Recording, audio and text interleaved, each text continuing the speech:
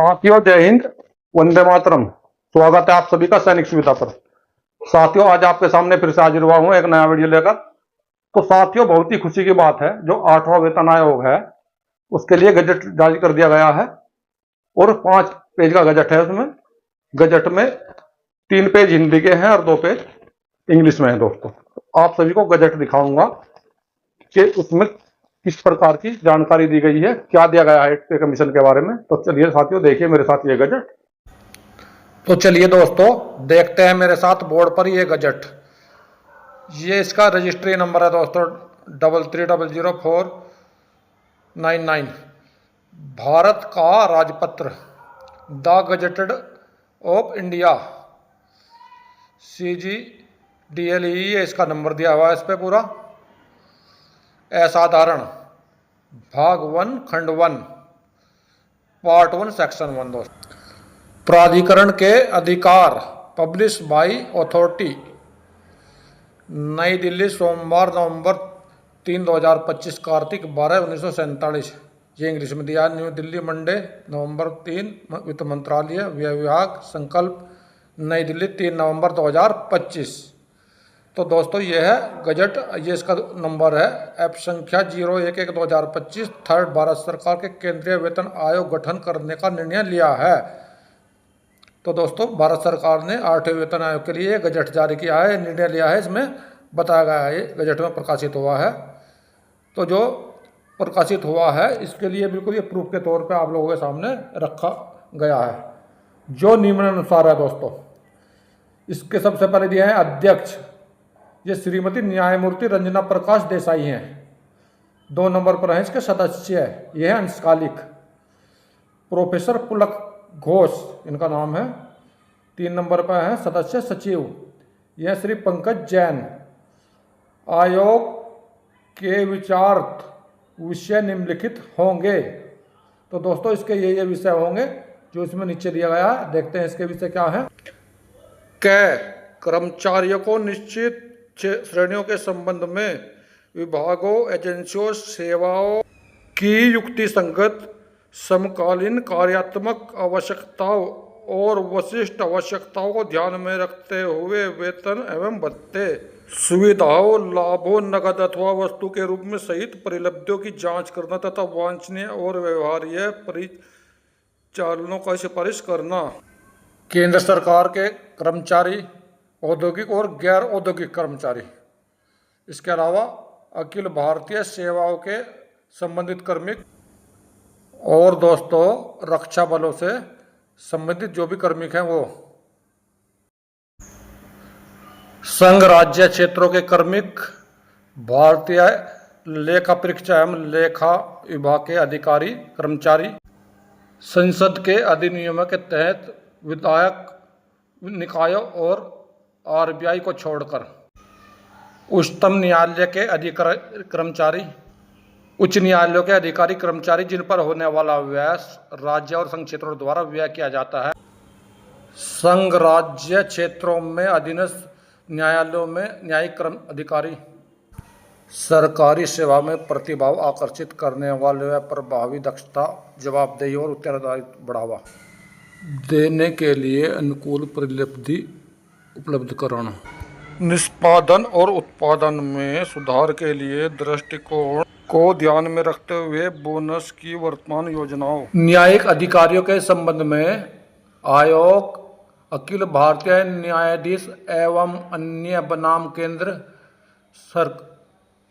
सरकार और अन्य मामले सर्वोच्च न्यायालय द्वारा 24 अगस्त 1993 के अपने दिए गए निर्णय में प्रतिपादित सिद्धांत का अनुपालन करेगा, अर्थात न्यायाधीशों की प्रशासनिक कार्यपालिका की सेवा के लिए कोई संबंध नहीं होता है कि न्यायाधीश सेवाओं को सेवापालिका विशेष आवश्यकताओं को पूरा करना होगा।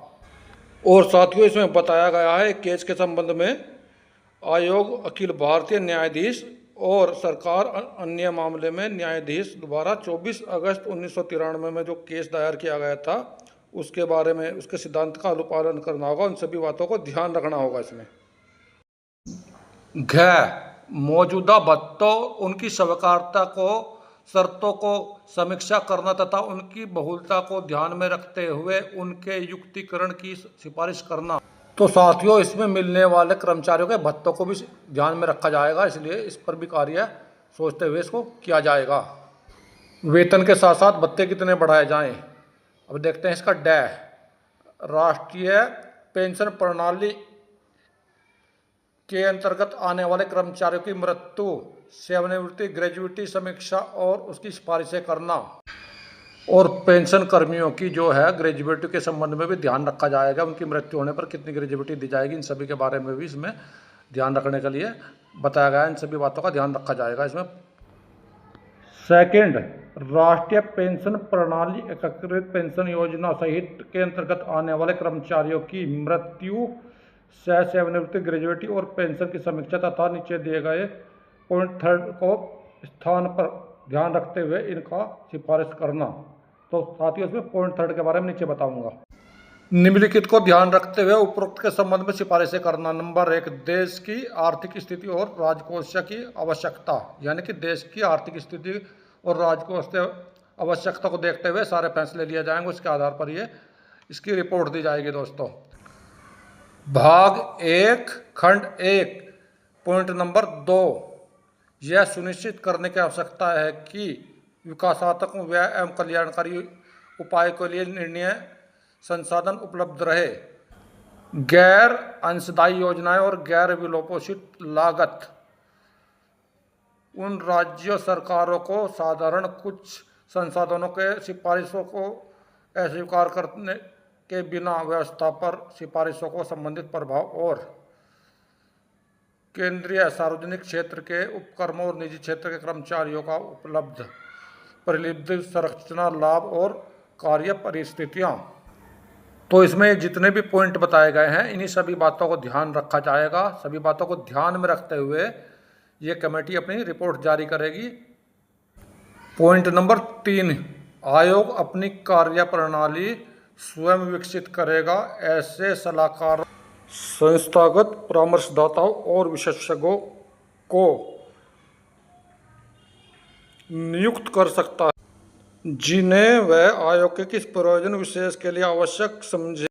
यह आयोग ऐसी सूचना और साक्ष्य ले सकता है जिन्हें यह आवश्यक समझे। भारत सरकार के मंत्रालय और विभाग आयोग द्वारा मांगी गई सभी सूचना, दस्तावेज, अन्य सहायता उपलब्ध कराएंगे। भारत सरकार का यह विश्वास है कि सरकार के संघ तथा उसके संबंधित आयोग अपना संपूर्ण सहयोग देंगे।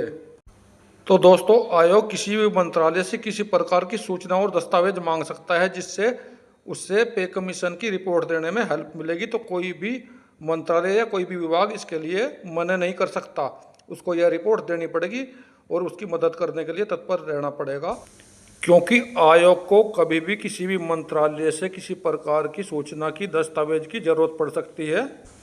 और 4 नंबर में, आयोग का मुख्यालय दिल्ली में रहेगा। तो दोस्तों, इसका जो मुख्यालय होगा दिल्ली में होगा, दिल्ली में रहकर ये अपनी रिपोर्ट तैयार करेगा। पॉइंट नंबर 5, आयोग अपने गठन की तारीख से 18 माह की समयावधि के अंदर अंदर अपनी सिफारिशों को आयोग की सिफारिशों को अंतिम रूप दिए जाने के पश्चात किसी भी मामले पर आवश्यकता पड़ने पर अंतरिम रिपोर्ट भेजने पर विचार कर सकता है। तो दोस्तों, आयोग सिफारिशों की जो अंतरिम रूप दिए जाने के पश्चात किसी भी मामले पर आवश्यकता पड़ने पर अंतरिम रिपोर्ट भेजने का विचार कर सकता है, भेज सकता है। वो उसके ऊपर निर्भर करता है, वो बीच में भी इसकी रिपोर्ट भेजने पर विचार कर सकता है। दोस्तों, आदेश दिया जाता है कि इस संकल्प को भारत राजपत्र में प्रकाशित किया जाए। दोस्तों, ये आदेश में दिया हुआ है, ये आदेश दिया गया है। यह भी आदेश दिया जाता है कि संकल्प की यदि भारत सरकार के सभी मंत्रालयों, विभागों, राज्य सरकारों, संघों, क्षेत्रों के प्रशासनों, अन्य संबंधित को प्रेषित किया जाए। यानी कि जो भी ये है पूरा का पूरा आदेश है, ये सभी राज्यों को, केंद्र शासित प्रदेशों को, भारत सरकार को, सबको इसकी एक कॉपी दी जाए जिस जिसको इसकी ज़रूरत पड़ेगी। दोस्तों, इसकी ज़रूरत जिन जिन मंत्रालयों में होगी वहाँ पर इसकी एक कॉपी भेजी जाएगी। तो साथियों, ये राजपत्र जारी होने के बाद कम से कम इतना विश्वास हुआ है कर्मचारियों को, पेंशनर को, कम से कम 8वें वेतन आयोग पर कार्रवाई शुरू हुई है। तो दोस्तों मेरे द्वारा इसी प्रकार के महत्वपूर्ण वीडियो आप लोगों के लिए समय समय पर बनाए जाते हैं और आगे बनाए जाते रहेंगे। अगर आप लोगों को मेरे द्वारा दी गई जानकारी अच्छी लगी है तो मेरे वीडियो को लाइक करें, चैनल को सब्सक्राइब करें, साथियों में शेयर करें। तो साथियों मिलता होगा अगले वीडियो में इसी प्रकार की अन्य महत्वपूर्ण जानकारी के साथ। तब तक के लिए वीडियो देखने के लिए धन्यवाद दोस्तों।